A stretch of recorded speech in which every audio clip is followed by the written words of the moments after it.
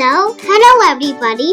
Today we are going to solve an interesting puzzle. So, let's first take this farmer.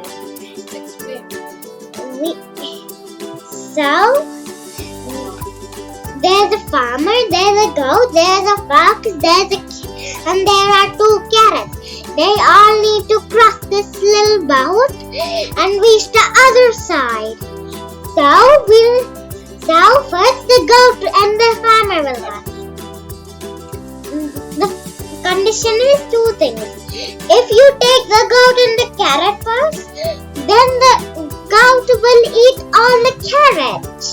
If you take wolf and this fox and goat, then wolf will eat the goat. So it's better first to take